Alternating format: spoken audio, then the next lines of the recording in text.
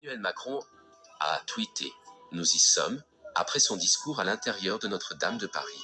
En fait, ils y sont depuis un peu avant la Révolution française.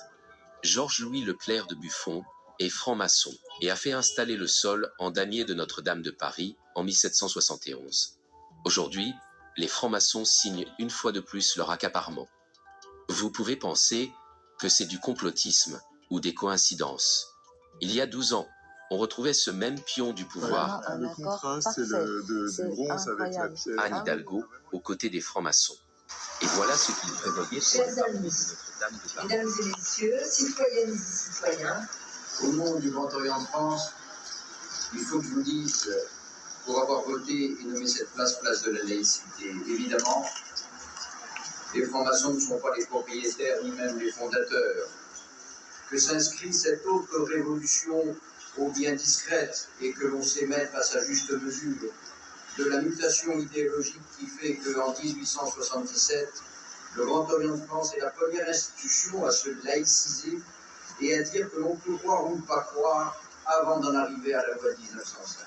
C'est pour cela que nous sommes légitimes pour dire notre joie d'être ici et maintenant sur cette place de la laïcité. Certains zélotes et enthousiastes auraient sans doute préféré un lieu plus visible, exposé, touristique.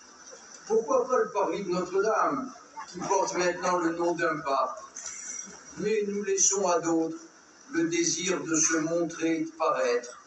Ils en ont sans doute bien besoin. Et voici ce qu'ont ajouté les francs-maçons dans cette église transformée en temple de l'Antéchrist. La voûte bleue étoilée qu'on retrouve dans la plupart des loges maçonniques. Le sol en damier inchangé depuis 1771. Vue intérieure de Notre-Dame Tableau-Meilly, offert entre 1650 et 1720. Pas de damier. Vue intérieure de Notre-Dame Tableau-Meilly du mariage de Marguerite de Valois et d'Henri Roi de Navarre, le 18 août 1572 à Notre-Dame de Paris. Et ici en 1780. Le calice du Saint Graal, cette coupe qu'on retrouve dans Indiana Jones, mais qui n'est pas que cinématographique et qui sert à boire du sang lors de sacrifices. L'œil d'Horus en conjonction avec le dieu du soleil Hélios. Orné d'or que les fidèles pourront idolâtrer comme le veau d'or. Ces salopards ont foutu la couronne de notre roi Jésus à l'intérieur de ce talisman maléfique. Et pour couronner le tout, passant l'expression. L'autel de sacrifice, celui de Baal. Des jeux de forme et pour créer, il faut retrouver de la légèreté. C'est les voûtes inversées. Et ben c'est les voûtes inversées. Qu'est-ce que c'est le prochain chantier? Qu'est-ce qu'il faut qu'on décide? Écoutez, il y en a sûrement qui nous attendent quelque part. À nous trouver. Merci, monsieur le président. Comment allez-vous? Très bien, très bien. Julien Lebrun. Ah ouais, je le reconnais.